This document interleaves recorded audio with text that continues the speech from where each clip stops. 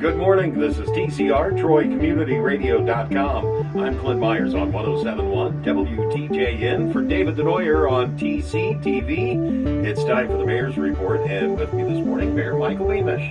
Good morning, Clint. Good morning, David. Good morning, listening audience, and a happy Valentine's weekend to each and every one of you. Oh, yeah, that's right. I thought I'd throw a little hint out there for the guys. You know, it is Reminder. Valentine's Day this Sunday, so we want to make sure the ladies are treated well. That's right. And if you forget, you won't be treated well. It could be a tough weekend. Yeah. Not only do we have Valentine's Day on Sunday, but Monday is President's Day. Yes. So council will be put off for a day. Yeah, we probably ought to remind everybody a couple things with President's Day. It's one of those holidays. City Hall is closed. I know other businesses are closed as well. But in saying that, if you are one of those Monday people that puts out a trash can or recycling, we want to continue to remember to put out the trash and recycling that you have, and large items too. We still do that pickup on that regular trash day. So we're on a regular cycle of trash and recycling pickup. So if you're a Monday, you want to get that out and ready to go. But it's only twice a year that it's actually delayed, and that's Christmas and New Year? New Year's. Okay. Yeah, two very, very, very special holidays. But there are other ones we work through and move on as regular. But that also means with City Hall closed that we move our council meeting back a day to the Tuesday, February the 16th at 7 o'clock at City Hall. So that's to remind everybody of if you're interested in coming to the meeting. Well, what will be some of the highlights of council on Tuesday? That's good. But there will be some rezoning public meetings on the agenda, but the public hearings will not be taking place until March 7th, I think, will be the council meeting where public hearings will be held. So if you see rezoning issues, they'll be associated with a public hearing on March 7th. But we will have some discussion and possible votes on some of the recommendations from some of our subcommittees. The Safety and Health Committee will be recommending about the carbon monoxide alarms for rental properties. That whole issue there, we're at that time, if you remember a year ago, we had some tragedies. Yes. And it involved carbon monoxide poisoning. So we're still moving forward with that and looking at some provisions. But that'll be one of the items of discussion and possible vote. All these are possible votes. The Streets and Sidewalks Subcommittee has met, and they'll be recommending a final assessment on the Phase 8 of our sidewalk program. That's where some people either have somebody else do the sidewalk repairs for them, or they can have it billed out and assessed to their taxes. Okay. The other thing that they may be talking about and recommending to full council will be design of the North Market Improvement Project, Phase 2. We've already done Phase 1. Phase 2 goes from Fossway out to Stony Ridge. It's in that North Market area. And that'll be up for discussion, possible vote on as well. And then the final item, I think, there may be other items, but I know the Utilities Committee met and will be recommending to full council, and this is something that we've already talked about, but that is the advertise for bids and enter into a contract for a 0.75 million gallon water tower that would be for the extra high service area that would be on West Stanfield. This is a new tower that we'll put on to service the area to help with the whole water pressure issues. A big growing area. Yes, and so those are the kinds of things that will be discussed, and council can move forward with those if they suspend the rules and go through the regular vote. Okay. Now, we always talk about council, but there's a lot of other meetings that go on. You've just mentioned a couple, but like the Planning Commission. Yeah, let's talk about the Planning Commission. That's a group of individuals. I serve on that. Patrick Titterington serves on that as well. But we have a lot of outside volunteers from the community, people who have expertise in past experiences dealing with that. Our president is Al Cappers. He presides over those meetings, and they meet. A lot of people don't realize Planning Commission deals with signs and historic areas, improvements that need to come before the Planning Commission. The Planning Commission looks at those, makes recommendations to full council. So they meet on the norm is second and fourth Wednesdays of every month. Meet at 3:30. So are those open door? Those are open meetings. People Okay. come. Many people like to come. Usually the people who have a vested interest. Somebody wants to have a new sign put in, new paint look to, say, the downtown. Those are the kind of issues that come before the Planning Commission to make a determination. Is it a good fit for our community? And then they can make a recommendation to support or to have a negative report to full council, and then full council again has to act on those. Many times, Planning Commission can hold a public hearing on their own. Okay. If it's very sensitive, they may want to get some input and then make the recommendation to the full council. Full council usually has a public hearing on any of these rezoning issues, anything that we think needs to hold a public hearing. We can ask council to do that as well. One of those things that keeps us from having a pink building with purple polka dots. Right. But it's a really good Planning Commission. People take their job very seriously. They attend on a regular basis.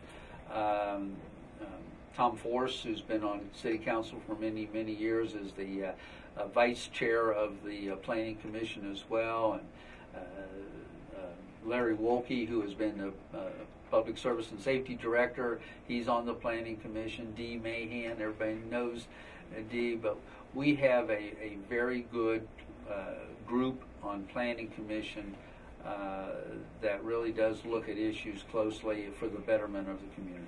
All right. Another committee that's out there, or council, would be the Mayor's Youth Council. I'm really happy about that because I've seen that Mayor's Youth Council grow. A lot of people don't realize, but we do listen to the young people in our community. These are 5th and 6th graders. They are appointed by their principals, and we also include Montessori, the homeschoolers involved, Troy Christian. Every aspect that can have a young person at the 5th and 6th grade age level, they participate and they're selected to be a part of the Mayor's Youth Council. And we do projects, we do a lot of activities, and so they can get involved in their community at an early age. Not only do they support and provide leadership to their home schools as 5th graders and then as 6th graders, but they also do some community projects. And I have to say, I have to give a big thank you to Tim and Carla Davis. They are our youth advisors, as well as Grant and Beth Kerber. Grant, as you know, is our law director for the city of Troy, and so he has lots of activities, but he also serves as an advisor to the Youth Council. Same thing with Tim and Carla. Carla's a teacher and educator. Beth is owner and operator of a store downtown. Tim is our zoning director. So, they all have things they could obviously keep busy doing, but they serve. It's getting involved and serving. And for many years, the Morrisons, Julie and Rob Morrison were the youth advisors. So we've had very good people that mentored young people, kept them active and engaged in the community. And you probably want to know some of the things they do, I would think. Absolutely. Well, one of the things we just finished up is a Super Bowl party. That's a get to know. That's where we really kind of get together and just understand the new fifth graders and the sixth grade veterans, how they come together and share and get to know each other a little better. And we do that at the rec. Thank goodness the rec opens their doors for us for that Super Bowl Sunday, and we have pizza party and drinks, and we play games and activities, but it's all about a social time. That's the one time we really socialize. Then we go into service projects. We have a number of service projects we do. One is we'll be heading out to Bruckner Nature Center, and we will be volunteering to do whatever they need to have done. Last year we picked up noxious weeds around the trail system. Then we also have a planning session where I do ask our young people, our 5th and 6th graders, what's good about Troy. And we rank order what's good. And then we also ask them what can be improved in Troy. And we rank order that. I take that information, I give it to City Council, I give it to the directors of the different departments so that they understand these are young people's visions, what makes Troy Troy and what could be improved. And so they see value in doing that, and I think that's a good thing that we do. We do that same thing with the teen leadership group as they get into high school, and we do that with Leadership Troy. So we're always asking people in our community ways that we can improve, but also showcase, as you both do so well, the community highlights the things that we're doing that I think make Troy a great place to live, work, and play. Some of the showcase right now is the 121 building. Absolutely, that's coming along, and of course that's a nice look. It gives that historic downtown. Love seeing the brick. Yeah, yes, and of course the Troy Community Works has the other building that many people refer to as David's Shoes, the corner building. Yes, and they have a lot of renovation projects. They're in the middle now of looking at what's the best fit and what could go in there. So we have that side of the quadrant of Troy really being developed. If I could also just go back to Mayor's Youth Council, I just don't want them to think that that's a couple of things we do. We play bingo at the Senior Citizen Center. Okay. That's a neat thing to have younger and older alike coming together in one activity. We have the Mayor's Prayer Breakfast gathering that we do every year, and they help serve that, so they're again engaged in activities. The Festival of Nations. Yes. We do have banner carriers. We try to highlight the nations. The Mayor's Youth Council participates in that.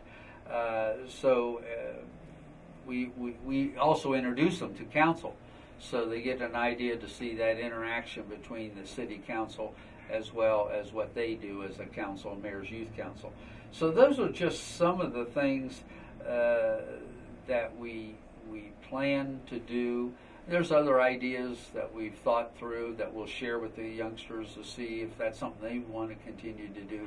But the idea behind that is to let them know that they have a voice and they're important, and they're also representing not only their parents, their school, but their community and themselves. All right. Parks also gets together. I know the park board. Oh yes, park board gets together usually once a month, and all the department heads come together and talk about some things that are involving the park system. Of course, everybody knows we're doing a lot of renovations. This is the time of year where you may see our Parks Department doing a lot of tree work. We have Jeremy Drake's our park superintendent, does a wonderful job. And our arborist. And is an arborist, so he knows trees. But you may see that happening, and a lot of that is this is the time when you can take out some of the dead trees, the dead wood, and then get ready for the spring where they do an awful lot. Also, they assist on days where we may have snow issues. Everybody comes together as a team with the street crews, and that's something that I've noticed, and that's what a good thing for the city. It is that having that come together. A lot of times we don't realize, but we don't have a huge staff. But we do have, when we have issues that require us to come together, everybody kind of pulls in and helps each other out. And I say this many times, that's what makes Troy, Troy. All right. Is there anything else you'd Wow, like we've to... covered a lot of bases today. Clint, I appreciate you and Dave. I can't say enough about how you promote our community and the activities that we've got going on. You know, it's the winter season, and things are a little more dormant than they would in the spring, summer, and fall. And it's been a mild winter at that this year. It has.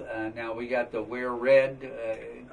Paint the Town Red coming up. Paint the Town Red coming up. That's the 26th of this month. And Hayner's got events this weekend with the Valentine's dinner and show, and so we do have things going on, and they have great exhibits, by the way, at the Hayner. So if you want to get in from the weather, visit Hayner Cultural Center, or go take a walk around the Hobart Arena. There's going to be a lot of changes there in the near future as well. So we're moving forward, and so spring's just around the corner, I think. At least the groundhog says so. That's right. The groundhog said, if not, and we had this little bit of snow this week, but should a snowstorm pop up, you can go groundhog hunting with me. Yeah, there we go. We do that. Well, thank you again. Thank you, Mayor. This has been the Mayor's Report with Mayor Michael Beamish. I'm Clint Myers on 107.1 WTJN for David Denoyer on TC TV.